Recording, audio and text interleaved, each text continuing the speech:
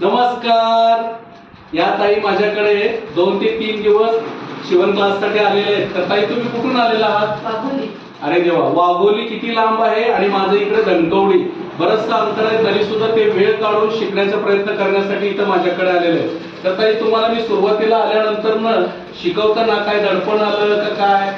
काहीच नाही. मी एवढ्या लांबचा प्रवास करून आली, पण एका दिवसात माझं पेपर कटिंग होऊन मी त्याच दिवशी ब्लाऊज कटिंग केला आणि दुसऱ्या दिवशी मी प्रिन्सेस कट ब्लाऊज शिवला आणि तो पण परफेक्ट फिटिंग आणि फिनिशिंग मध्ये. अरे वा. आणि काल मी दुसरा लगेच प्रिन्सेस विथ योग शिकली आणि आज तो मी ब्लाऊज पूर्ण केला. विथ पफ स्लीव्ज आहे.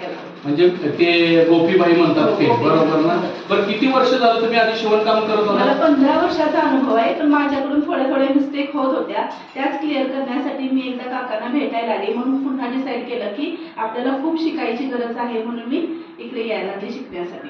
बघा, बऱ्याच जणांना असं वाटतं की मला बऱ्यापैकी येतं टेलरिंग काम, बऱ्यापैकी येतं. मला तर सगळं शिवण काम येतं. इव्हन मी घागरे, वन पीस, गाऊन सगळं शिवते. पण मला इथं आल्यानंतर कळालं की आपल्यामध्ये खूप कमतरता आहे अजून. बरोबर. म्हणजे असं वाटतं की आपण सगळं शिवणकाम करू शकतो, पण ज्यावेळेस माझ्या इथं आल्यानंतर ना ब्लाऊजची जी फिनिशिंग असते, जे फिटिंग असतं, कटिंग असतं, बरोबर ना, त्या गोष्टी जेव्हा हातात आल्यानंतर ना अगदी सोप्या पद्धतीने वाटतं अवघड. खूप छान, खूप सोपी पद्धत आहे. मला आधी वाटलं की माझी पद्धत आणि काकांची पद्धत असं दोन्ही मिळून कन्फ्युजन होईल माझं, पण अजिबात झालं नाही. मी 2-3 दिवसात मी 2 ब्लाऊज तयार केले.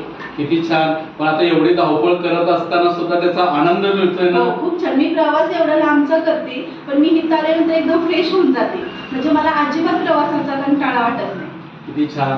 तर आता जरी प्रवास झाला असला, एवढा वर्षाचा कामाचा जरी अनुभव असला, तरी सुद्धा नवीन आणखी चांगलं शिकायची तुमची उमेद आहे. तर त्यामुळे काही टेन्शन घ्यायचं नाही. चांगलं शिकायचं, उत्तम. आता थोडा व्यवसाय तुमचा कमी असेल, पण उत्तम चांगलं शिवण झालं की अजून चांगला तुमचा व्यवसाय सुरू होणार आहे. किती छान. तुमच्याकडे बघून आज दुसऱ्या पण महिलांना प्रेरणा मिळेल की चला आपणही चांगलं शिकावं, चांगलं गिरायकाचे 2 पैसे आपल्याकडे मिळावे आणि आपल्या संसाराला कुठेतरी हातभार लागावा. तर छान. आता असंच पुढे शिका आणि चांगली प्रगती करा. थँक्यू.